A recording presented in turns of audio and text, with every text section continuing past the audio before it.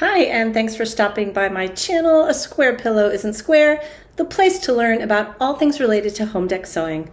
Today's video is about pattern repeat, what vertical and horizontal pattern repeat is, why it's important to know and understand, and how to use it to help you accurately calculate yardage for your projects. All right, so I am randomly pulling up a fabric on the computer.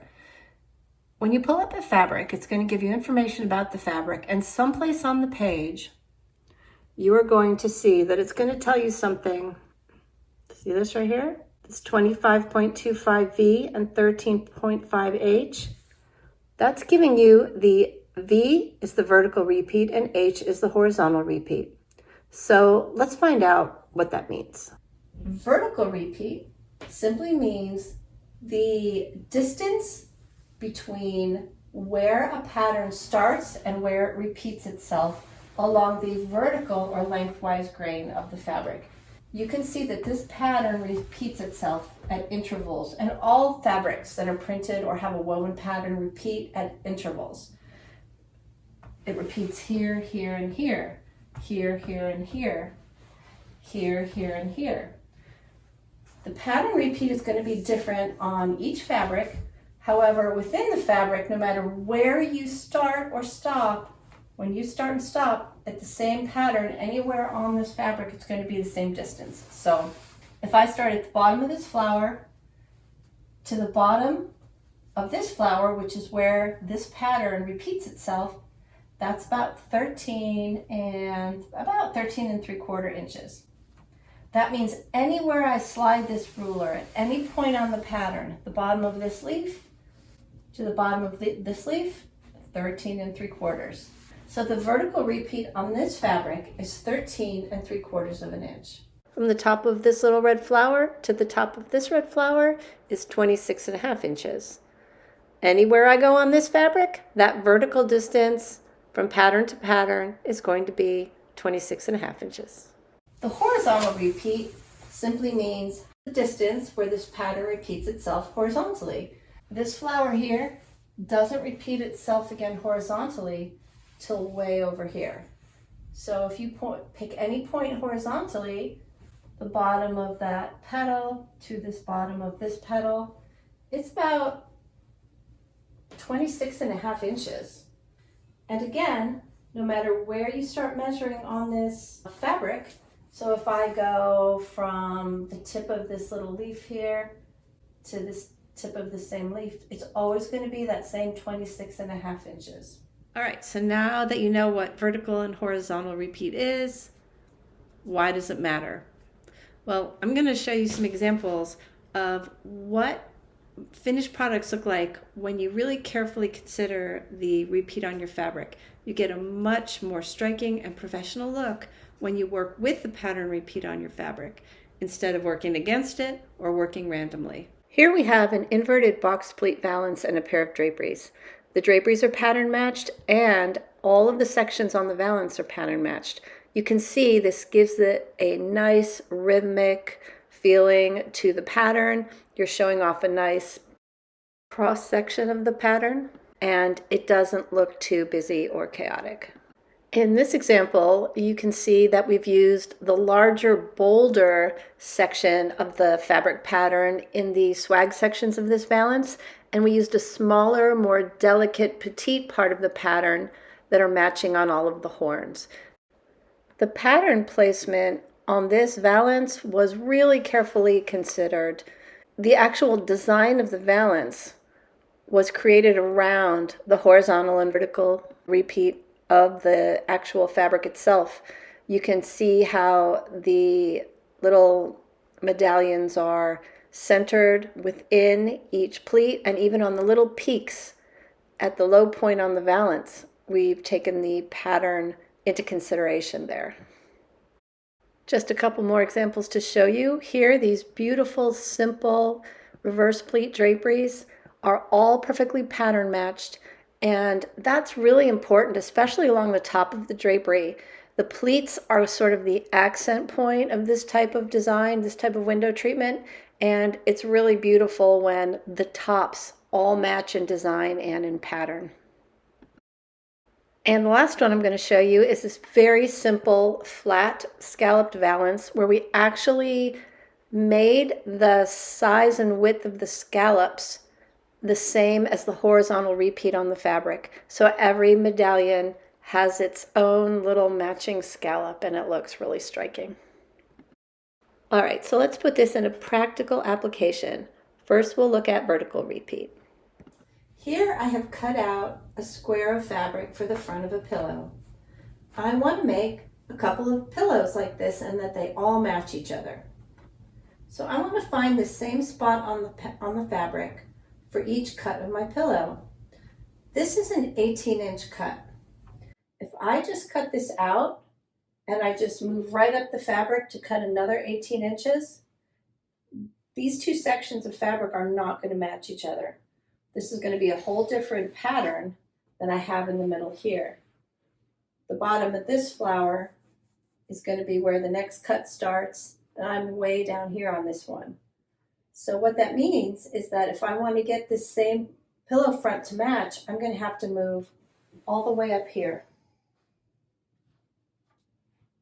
And there's going to be wasted fabric in that cut.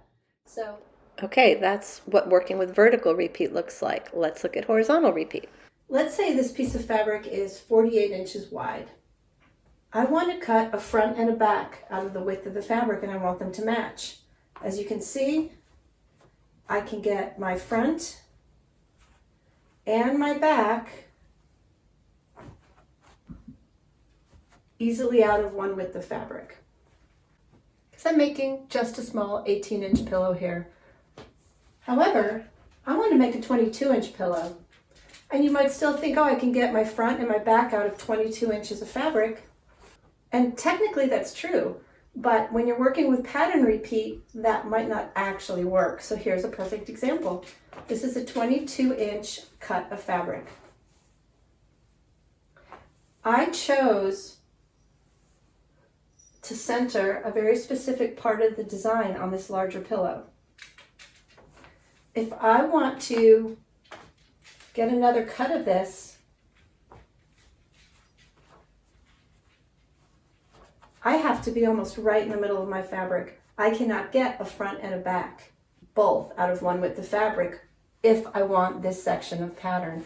Now, of course, if you just go to the edge and whatever ends up in the middle ends up in the middle, but there's some fabrics where you really have to think about centering a focal point or a design, and it's not uncommon at all that you find out you can't get both your front and back out of a width of fabric, especially if you're doing something bigger, like a floor pillow or a sham.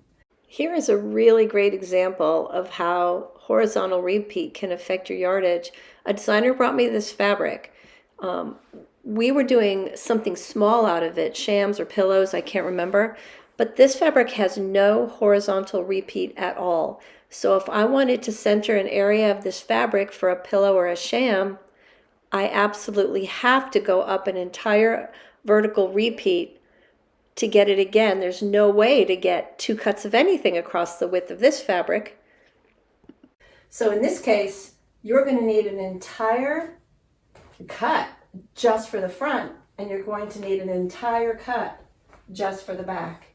So not only do you have to consider horizontal repeat, you have to consider your vertical repeat too. There's a lot of waste, but the end result is always worth it. So how do you figure out your yardage using vertical repeat? It's really very easy. You start by figuring out the cut length you actually need for your item, whether it's a pillow or a curtain panel. Then divide that number by your vertical repeat. I'm going to give you two examples of how this works. We're going to use the little fabric we've been doing our demonstration with a 13 3/4 inch vertical repeat, and I'll show you how I'm going to do it with a pillow, and I'll show you how I would do it with a curtain panel. First, let's assume we're making a little 18-inch pillow. I know I can get a front and back out of a width, but I want several pillows. So how much length do I need? You start by figuring out how big of a cut you actually need to make. So for our pillow, we need 18 inches. You take your 18 inches and you divide that by your vertical repeat. Our vertical repeat is 13 3/4. So when I do that, I get 1.3. Whatever number you get, you round up to the next whole number. In our case, I would round up to 2. That means you need 2 vertical repeats for each pillow that you want to make. So instead of just needing 18 inches for each pillow, you actually need 2 repeats, which is 13 3/4 twice. So you need 27.5 inches for each pillow front and back that you need using this fabric. That can really add up. Instead of half a yard, you need 3/4 of a yard for each pillow if you want them to match.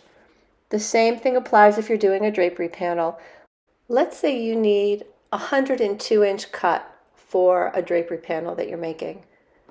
You take 102 inches, you divide it by your vertical repeat, which is 13 3/4, and the number you get is 7.4.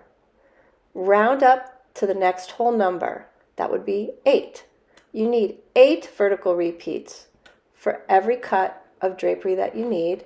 8 times 13 3/4 is 110 inches. So instead of 102 inches for each cut, you actually need 110 inches.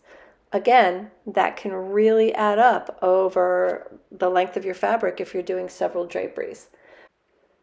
You do this exact same process when you're figuring out your horizontal repeat and how many cuts you need across the width of your fabric. The other thing that you should consider is to always buy an extra vertical repeat of yardage so that you have a little bit of room to stop and start exactly where you need. If you bought exactly the yardage, you're going to have to start your cut at the beginning of that piece of fabric, and that might not actually put your pattern placement where you want it. So not only do you have to consider your extra yardage for your repeat, but always get yourself an additional repeats worth of length to give you a little cushion. Well, I really hope that helped you understand vertical repeat, horizontal repeat, and how I can use these things to calculate your yardage and make your draperies and other home deck sewing projects absolutely stunning. If you like this video, please subscribe to my channel, and that way you'll be notified every time I post a new video. Thanks for watching, and happy sewing.